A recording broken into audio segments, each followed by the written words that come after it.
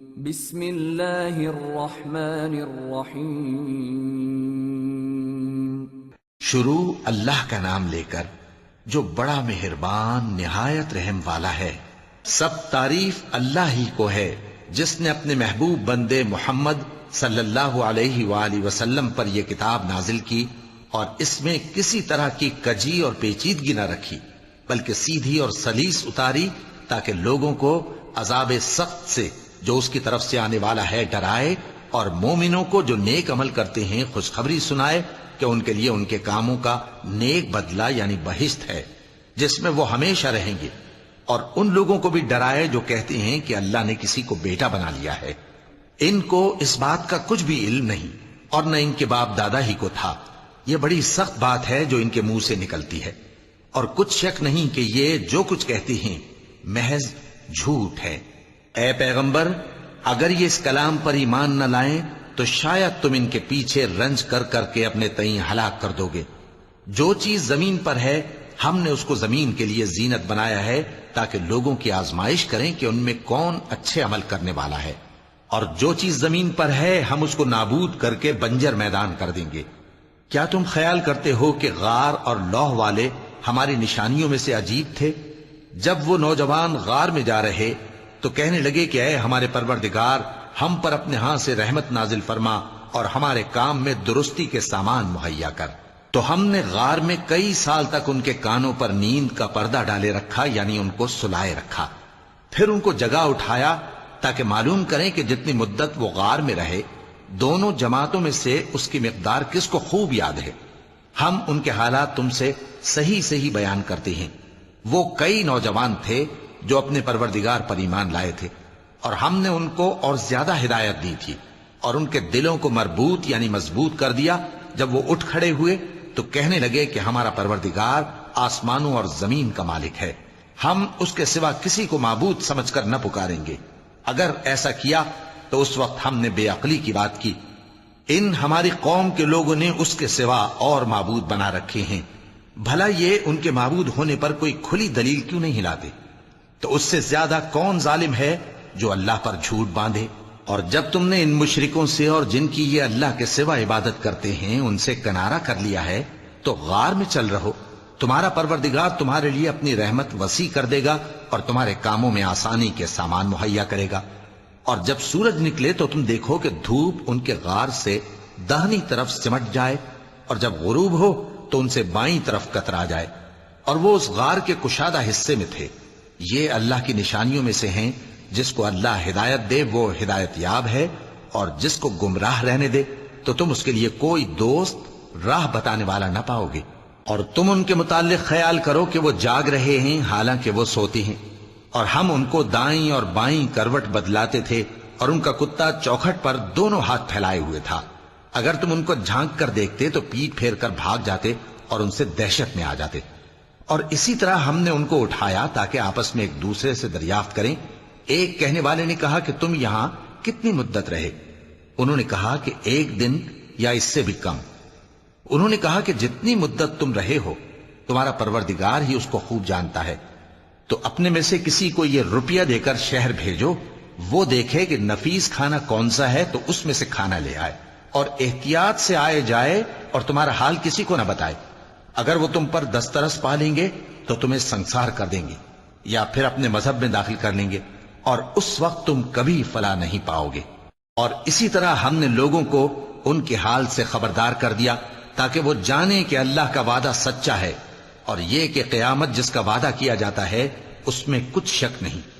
اس وقت لوگ ان کے بارے میں باہم جھگڑنے لگے اور کہنے لگے کہ ان کے غار پر عمارت بنا دو۔ ان کا پروردگار ان کے حال سے خوب واقف ہے۔ جو لوگ ان کے معاملے میں غلبہ رکھتے تھے وہ کہنے لگے کہ ہم ان کے غار پر مسجد بنائیں گے۔ بعض لوگ اٹکل پچو کہیں گے کہ وہ 3 تھے اور چوتھا ان کا کتا تھا، اور بعض کہیں گے کہ وہ 5 تھے اور چھٹا ان کا کتا تھا، اور بعض کہیں گے کہ وہ 7 تھے اور 8واں ان کا کتا تھا۔ کہہ دو کہ میرا پروردگار ہی ان کے شمار سے خوب واقف ہے، ان کو جانتے بھی ہیں تو تھوڑے ہی لوگ جانتے ہیں۔ تو تم ان کے معاملے میں بحث نہ کرنا مگر سرسری سی بحث، اور نہ ان کے بارے میں ان میں سے کسی سے کچھ دریافت ہی کرنا۔ اور کسی کام کی نسبت نہ کہنا کہ میں اسے کل کر دوں گا، مگر انشاءاللہ کہہ کر، یعنی اگر اللہ چاہے تو کر دوں گا۔ اور جب اللہ کا نام لینا بھول جاؤ تو یاد آنے پر لے لو، اور کہہ دو کہ امید ہے کہ میرا پروردگار مجھے اس سے بھی زیادہ ہدایت کی باتیں بتائے۔ اور اصحاب کہف اپنے غار میں 9 اوپر 300 سال رہے۔ کہہ دو کہ جتنی مدت وہ رہے اسے اللہ ہی خوب جانتا ہے، اسی کو آسمانوں اور زمین کی پوشیدہ باتیں معلوم ہیں، وہ کیا خوب دیکھنے والا اور کیا خوب سننے والا ہے۔ اس کے سوا ان کا کوئی کارساز نہیں، اور نہ وہ اپنے حکم میں کسی کو شریک کرتا ہے۔ اور اپنے پروردگار کی کتاب کو جو تمہارے پاس بھیجی جاتی ہے پڑھتے رہا کرو، اس کی باتوں کو کوئی بدلنے والا نہیں، اور اس کے سوا تم کہیں پناہ بھی نہیں پاؤ گے۔ اور جو لوگ صبح و شام اپنے پروردگار کو پکارتے اور اس کی خوشنودی کے طالب ہیں، ان کے ساتھ صبر کرتے رہو، اور تمہاری نگاہیں ان میں سے گزر کر اور طرف نہ دوڑیں کہ تم دنیاوی زندگی کی رونقوں کے خواستگار ہو جاؤ۔ اور جس شخص کے دل کو ہم نے اپنی یاد سے غافل کر دیا ہے اور وہ اپنی خواہش کی پیروی کرتا ہے اور اس کا کام حد سے بڑھ گیا ہے، اس کا کہا نہ ماننا۔ اور کہہ دو کہ لوگو یہ قرآن تمہارے پروردگار کی طرف سے برحق ہے، تو جو چاہے ایمان لائے اور جو چاہے کافر رہے۔ ہم نے ظالموں کے لیے دوزخ کی آگ تیار کر رکھی ہے جس کی قناتیں ان کو گھیر رہی ہوں گی، اور اگر فریاد کریں گے تو ایسے کھولتے ہوئے پانی سے ان کی داد رسی کی جائے گی جو پگھلے ہوئے تانبے کی طرح گرم ہوگا اور جو ان کے چہروں کو بھون ڈالے گا۔ ان کے پینے کا پانی بھی برا اور آرام گاہ بھی بری۔ اور جو ایمان لائے اور کام بھی نیک کرتے رہے تو ہم نیک کام کرنے والوں کا اجر ضائع نہیں کرتے۔ ایسے لوگوں کے لیے ہمیشہ رہنے کے باغ ہیں جن میں ان کے محلوں کے نیچے نہریں بہ رہی ہیں، ان کو وہاں سونے کے کنگن پہنائے جائیں گے، اور وہ باریک دیبا اور اطلس کے سبز کپڑے پہنا کریں گے، اور تختوں پر تکیے لگا کر بیٹھا کریں گے۔ کیا خوب بدلہ اور کیا خوب آرام گاہ ہے۔ اور ان سے 2 شخصوں کا حال بیان کرو جن میں سے ایک کو ہم نے انگور کے 2 باغ عنایت کیے تھے اور ان کے گردا گرد کھجوروں کے درخت لگا دیے تھے اور ان کے درمیان کھیتی پیدا کر دی تھی۔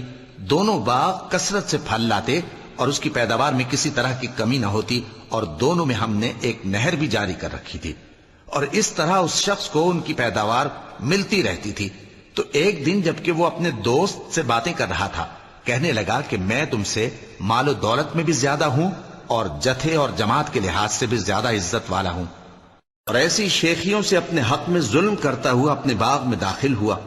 کہنے لگا کہ میں نہیں خیال کرتا کہ یہ باغ کبھی تباہ ہو، اور نہ خیال کرتا ہوں کہ قیامت برپا ہو، اور اگر میں اپنے پروردگار کی طرف لوٹایا بھی جاؤں تو وہاں ضرور اس سے اچھی جگہ پاؤں گا۔ تو اس کا دوست جو اس سے گفتگو کر رہا تھا کہنے لگا کہ کیا تم اس ذات سے کفر کرتے ہو جس نے تم کو مٹی سے پیدا کیا، پھر نطفے سے، پھر تمہیں پورا آدمی بنایا؟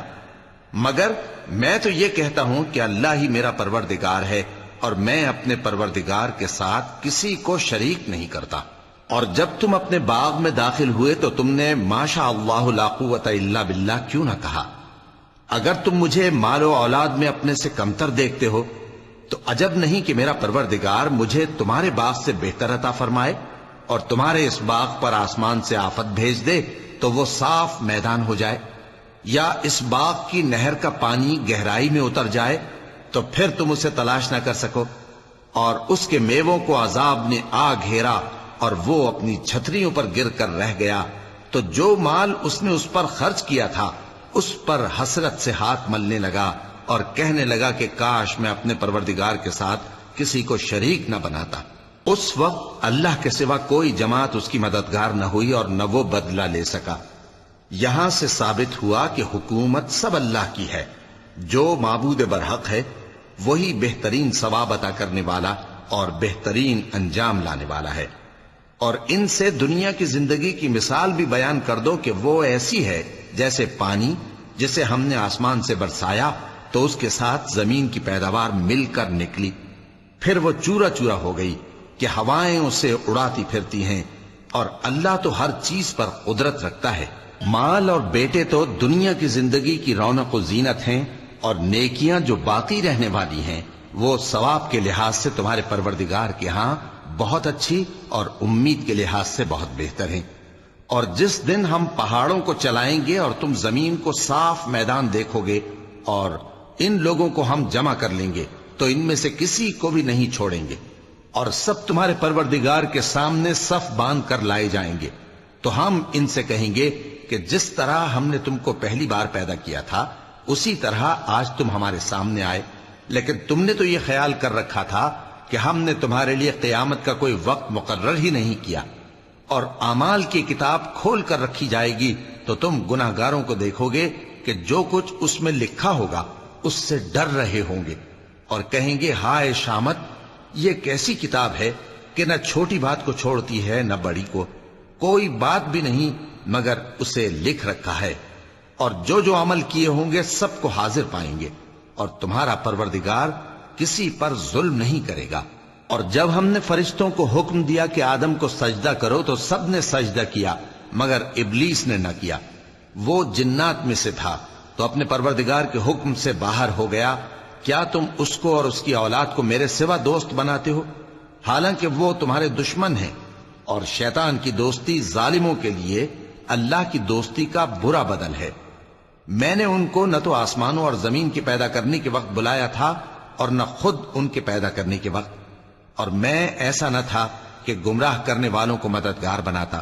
اور جس دن اللہ فرمائے گا کہ اب میرے شریکوں کو جن کی نسبت تم معبود ہونے کا گمان رکھتے تھے بلاؤ، تو وہ ان کو بلائیں گے مگر وہ ان کو کچھ جواب نہ دیں گے، اور ہم ان کے درمیان ہلاکت کی ایک جگہ بنا دیں گے، اور گناہگار لوگ دوزخ کو دیکھیں گے تو یقین کر لیں گے کہ وہ اس میں پڑنے والے ہیں، اور اس سے بچنے کا کوئی رستہ نہ پائیں گے۔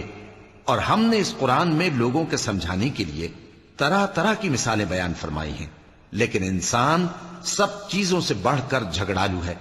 اور لوگوں کے پاس جب ہدایت آ گئی تو ان کو کس چیز نے منع کیا کہ ایمان لائیں اور اپنے پروردگار سے بخشش مانگیں، بجز اس کے کہ اس بات کے منتظر ہوں کہ انہیں بھی پہلوں کا سا معاملہ پیش آئے یا ان پر عذاب سامنے سے آ جائے۔ اور ہم جو پیغمبروں کو بھیجا کرتے ہیں تو صرف اس لیے کہ لوگوں کو اللہ کی نعمتوں کی خوشخبریاں سنائیں اور عذاب سے ڈرائیں، اور جو کافر ہیں وہ باطل کی مدد سے جھگڑا کرتے ہیں تاکہ اس سے حق کو پھسلا دیں، اور انہوں نے ہماری آیتوں کو اور جس چیز سے ان کو ڈرایا جاتا ہے اسے ہنسی بنا لیا ہے۔ اور اس سے بڑھ کر ظالم کون، جس کو اس کے پروردگار کی آیات کے ذریعے سمجھایا گیا تو اس نے ان سے منہ پھیر لیا، اور جو اعمال وہ آگے کر چکا اس کو بھول گیا۔ ہم نے ان کے دلوں پر پردے ڈال دیے کہ اسے سمجھ نہ سکیں، اور کانوں میں ثقل پیدا کر دیا ہے کہ سن نہ سکیں، اور اگر تم ان کو رستے کی طرف بلاؤ تو کبھی رستے پر نہ آئیں گے، اور تمہارا پروردگار بخشنے والا صاحب رحمت ہے۔ اگر وہ ان کے کرتوتوں پر ان کو پکڑنے لگے تو ان پر جھٹ عذاب بھیج دے، مگر ان کے لیے ایک وقت مقرر کر رکھا ہے کہ اس کے عذاب سے کوئی پناہ کی جگہ نہ پائیں گے۔ اور یہ بستیاں جو ویران پڑی ہیں، جب انہوں نے کفر کر کے ظلم کیا تو ہم نے ان کو تباہ کر دیا، اور ان کی تباہی کے لیے ایک وقت مقرر کر دیا تھا۔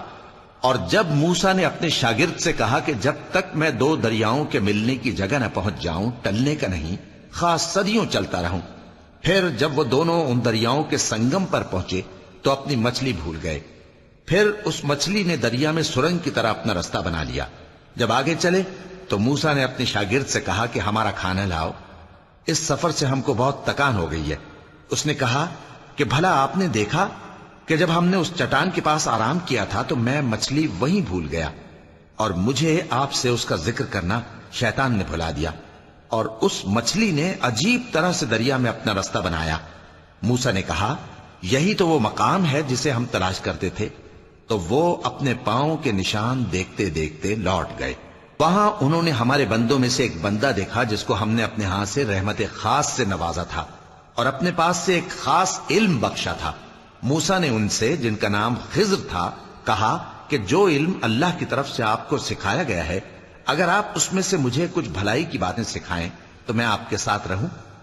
خضر نے کہا کہ تم میرے ساتھ رہ کر صبر نہیں کر سکو گے، اور جس بات کی تمہیں خبر ہی نہیں اس پر صبر کر بھی کیسے سکتے ہو؟ موسیٰ نے کہا اللہ نے چاہا تو آپ مجھے صابر پائیے گا، اور میں آپ کے ارشاد کے خلاف نہیں کروں گا۔ خضر نے کہا اگر تم میرے ساتھ رہنا چاہو تو شرط یہ ہے مجھ سے کوئی بات نہ پوچھنا، جب تک میں خود اس کا ذکر تم سے نہ کروں۔ تو دونوں چل پڑے، یہاں تک کہ جب کشتی میں سوار ہوئے تو خضر نے کشتی کو پھاڑ ڈالا۔ موسیٰ نے کہا، کیا آپ نے اس کو اس لیے پھاڑا ہے کہ سواروں کو غرق کر دی؟ یہ تو آپ نے بڑی عجیب بات کی۔ خضر نے کہا، کیا میں نے نہیں کہا تھا کہ تم میرے ساتھ صبر نہ کر سکو گے؟ موسیٰ نے کہا کہ جو بھول مجھ سے ہوئی اس پر مواخذہ نہ کیجیے اور میرے معاملے میں مجھ پر مشکل نہ ڈالیے۔ پھر دونوں چلے، یہاں تک کہ رستے میں ایک لڑکا ملا تو خضر نے اسے مار ڈالا۔ موسیٰ نے کہا کہ آپ نے ایک بے گناہ شخص کو ناحق بغیر قصاص کے مار ڈالا، یہ تو آپ نے بری بات کی۔ خضر نے کہا، کیا میں نے نہیں کہا تھا کہ تم سے میرے ساتھ صبر نہیں ہو سکے گا؟ انہوں نے کہا کہ اگر میں اس کے بعد پھر کوئی بات پوچھوں یعنی اعتراض کروں تو مجھے اپنے ساتھ نہ رکھیے گا کہ آپ میری طرف سے عذر کے قبول کرنے میں حد کو پہنچ گئے ہیں۔ پھر دونوں چلے، یہاں تک کہ گاؤں والوں کے پاس پہنچے اور ان سے کھانا طلب کیا۔ انہوں نے ان کی ضیافت کرنے سے انکار کیا۔ پھر انہوں نے وہاں ایک دیوار دیکھی جو گرا چاہتی تھی تو خضر نے اس کو سیدھا کر دیا۔ موسیٰ نے کہا کہ اگر آپ چاہتے تو ان سے اس کا معاوضہ لے لیتے تاکہ کھانے کا کام چلتا۔ خضر نے کہا کہ اب مجھ میں اور تم میں علیحدگی، مگر جن باتوں پر تم صبر نہ کر سکے میں ان کا تمہیں بھید بتائے دیتا ہوں کہ وہ جو کشتی تھی غریب لوگوں کی تھی جو دریا میں محنت کر کے یعنی کشتیاں چلا کر گزارا کرتے تھے، اور ان کے سامنے کی طرف ایک بادشاہ تھا جو ہر اچھی کشتی کو زبردستی چھین لیتا تھا۔ تو میں نے چاہا کہ اسے عیبدار کر دوں تاکہ وہ اسے غصب نہ کر سکے۔ اور وہ جو لڑکا تھا اس کے ماں باپ دونوں مومن تھے۔ ہمیں اندیشہ ہوا کہ وہ بڑا ہو کر بد کردار ہوگا تو کہیں ان کو سرکشی اور کفر میں نہ پھنسا دے، تو ہم نے چاہا کہ ان کا پروردگار اس کی جگہ ان کو اور بچہ عطا فرمائے جو اخلاقی پاکیزگی میں بہتر اور محبت میں زیادہ قریب ہو۔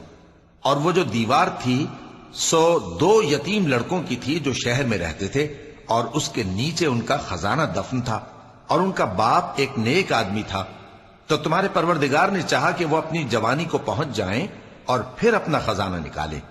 یہ تمہارے پروردگار کی مہربانی ہے، اور یہ کام میں نے اپنی طرف سے نہیں کیے، یہ ان باتوں کی حقیقت ہے جن پر تم صبر نہ کر سکے۔ اور تم سے ذوالقرنین کے بارے میں دریافت کرتے ہیں، کہہ دو کہ میں اس کا کسی قدر حال تمہیں پڑھ کر سناتا ہوں۔ ہم نے اس کو زمین میں بڑا اقتدار دیا تھا اور ہر طرح کا سامان اس کو عطا کیا تھا۔ تو اس نے ایک سفر کا سامان کیا، یہاں تک کہ جب سورج کے غروب ہونے کی جگہ پہنچا تو اسے ایسا پایا کہ ایک کیچڑ والے چشمے میں ڈوب رہا ہے، اور اس چشمے کے پاس ایک قوم دیکھی۔ ہم نے کہا، ذوالقرنین تم ان کو خواہ تکلیف دو خواہ ان کے بارے میں بھلائی اختیار کرو، دونوں باتوں کی تم کو قدرت ہے۔ ذوالقرنین نے کہا کہ جو کفر و بد کرداری سے ظلم کرے گا اسے ہم سزا دیں گے، پھر وہ اپنے پروردگار کی طرف لوٹایا جائے گا تو وہ بھی اسے بڑا عذاب دے گا، اور جو ایمان لائے گا اور عمل نیک کرے گا اس کے لیے بہت اچھا بدلہ ہے، اور ہم اپنے معاملے میں اس سے نرم بات کہیں گے۔ پھر اس نے ایک اور سامان سفر کیا، یہاں تک کہ سورج کے طلوع ہونے کے مقام پر پہنچا تو دیکھا کہ وہ ایسے لوگوں پر طلوع ہوتا ہے جن کے لیے ہم نے دھوپ سے بچاؤ کی کوئی اوٹ نہیں بنائی تھی۔ حقیقت یوں ہی تھی، اور جو کچھ اس کے پاس تھا ہم کو سب کی خبر تھی۔ پھر اس نے ایک اور سفر کا سامان کیا، یہاں تک کہ 2 اونچے سیدھے پہاڑوں کے درمیان پہنچا تو دیکھا کہ ان کے اس طرف کچھ لوگ ہیں کہ بات کو سمجھ نہیں سکتے۔ ان لوگوں نے کہا کہ اے ذوالقرنین، یاجوج اور ماجوج اس علاقے میں فساد کرتے رہتے ہیں، بھلا ہم آپ کے لیے خرچ کا انتظام کر دیں کہ آپ ہمارے اور ان کے درمیان ایک دیوار کھینچ دیں۔ ذوالقرنین نے کہا کہ خرچ کا جو مقدور اللہ نے مجھے بخشا ہے وہ بہت اچھا ہے، تم مجھے قوت بازو سے مدد دو، میں تمہارے اور ان کے درمیان ایک مضبوط رکاوٹ بنا دوں گا۔ تم لوہے کے بڑے بڑے تختے میرے پاس لاؤ۔ چنانچہ کام جاری کر دیا گیا، یہاں تک کہ جب اس نے دونوں پہاڑوں کے درمیان کا حصہ برابر کر دیا اور کہا کہ اب اسے دھوکو، یہاں تک کہ جب اس کو دھونک دھونک کر آگ کر دیا تو کہا کہ اب میرے پاس تانبا لاؤ کہ اس پر پگھلا کر ڈال دوں۔ پھر ان میں یہ قدرت نہ رہی کہ اس پر چڑھ سکیں، اور نہ یہ طاقت رہی کہ اس میں نقب لگا سکیں۔ بولا کہ یہ میرے پروردگار کی مہربانی ہے، پھر جب میرے پروردگار کا وعدہ آ پہنچے گا تو اس کو ڈھا کر ہموار کر دے گا، اور میرے پروردگار کا وعدہ سچا ہے۔ اس روز ہم ان کو چھوڑ دیں گے کہ روئے زمین پر پھیل کر ایک دوسرے میں گھس جائیں گے، اور سور پھونکا جائے گا تو ہم سب کو جمع کر لیں گے، اور اس روز ہم جہنم کو کافروں کے سامنے لائیں گے، جن کی آنکھیں میری یاد سے پردے میں تھیں اور وہ سننے کی طاقت نہیں رکھتے تھے۔ اب کیا کافر یہ خیال کرتے ہیں کہ وہ میرے بندوں کو میرے سوا اپنا کارساز بنائیں گے تو میں خفا نہیں ہوں گا؟ ہم نے ایسے کافروں کے لیے جہنم کی مہمانی تیار کر رکھی ہے۔ کہہ دو کہ ہم تمہیں ایسے لوگ بتائیں جو اعمال کے لحاظ سے بڑے نقصان میں ہیں۔ یہ وہ لوگ ہیں جن کی دوڑ دھوپ دنیا کی زندگی میں برباد ہو گئی، اور وہ یہ سمجھے ہوئے ہیں کہ وہ اچھے کام کر رہے ہیں۔ یہ وہ لوگ ہیں جنہوں نے اپنے پروردگار کی آیتوں کو نہ مانا اور اس کے سامنے جانے سے انکار کیا، تو ان کے اعمال ضائع ہو گئے۔ سو ہم قیامت کے دن ان کے لیے کچھ بھی وزن قائم نہیں کریں گے۔ یہ ان کی سزا ہے، یعنی جہنم، اس لیے کہ انہوں نے کفر کیا اور ہماری آیتوں اور ہمارے پیغمبروں کی ہنسی اڑائی۔ جو لوگ ایمان لائے اور عمل نیک کیے، ان کے لیے بہشت کے باغ بطور مہمانی ہوں گے، ہمیشہ ان میں رہیں گے اور وہاں سے مکان بدلنا نہ چاہیں گے۔ کہہ دو کہ اگر سمندر میرے پروردگار کی باتوں کے لکھنے کے لیے روشنائی ہو تو قبل اس کے کہ میرے پروردگار کی باتیں تمام ہوں سمندر ختم ہو جائے، اگرچہ ہم ویسا ہی اور اس کی مدد کو لائیں۔ کہہ دو کہ میں تمہاری طرح کا ایک بشر ہوں، البتہ میری طرف وہی آتی ہے کہ تمہارا معبود وہی ایک معبود ہے۔ تو جو شخص اپنے پروردگار سے ملنے کی امید رکھے چاہیے کہ عمل نیک کرے اور اپنے پروردگار کی عبادت میں کسی کو شریک نہ بنائے۔ صدق اللہ العظیم۔